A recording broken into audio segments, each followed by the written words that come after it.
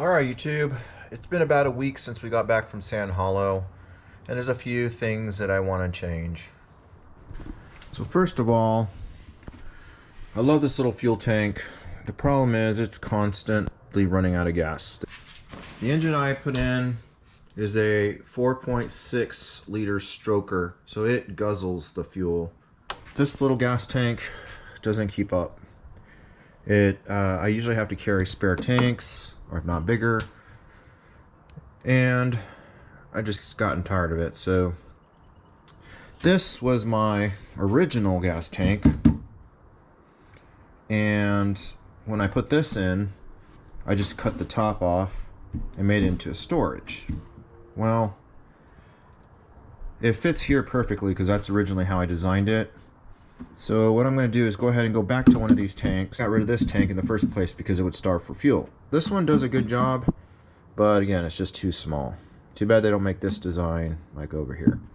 I was going to make a custom tank, but the cost of just the steel or the aluminum would be like $400. I could do this whole setup here for less, probably $200, so it's half the price, and it's really thick plastic. Like, I'm not worried about it breaking or anything. So we're removing the storage bin, and it's going to get replaced with a fuel tank.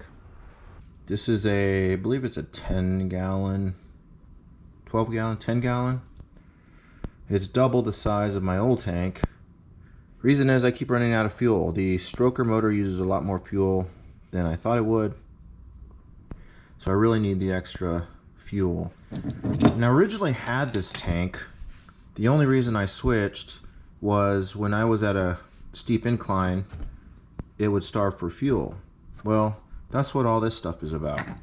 So I got these Marlboro pickups, so they actually sit at the bottom and suck up the fuel, and so that way when I'm off camber or side to side, I'm still getting fuel. So the idea is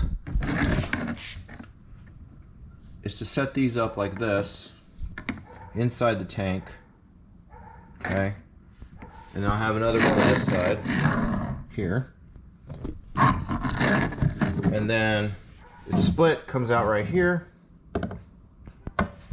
and that way no matter where I go I have these pickups on each corner to get fuel. Alright, here's the finished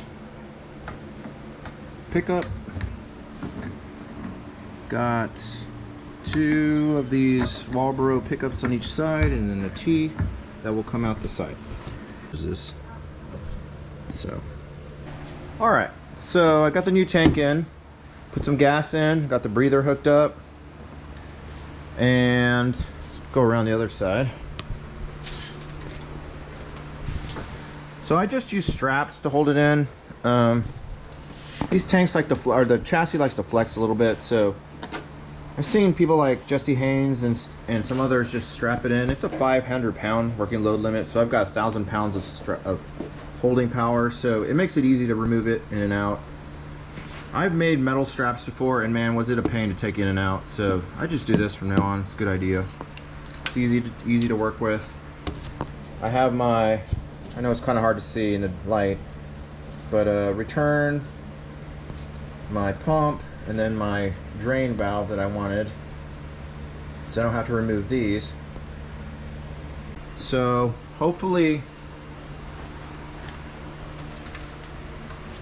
when I take her out in a couple weeks, I'll be off camber and not starve for fuel.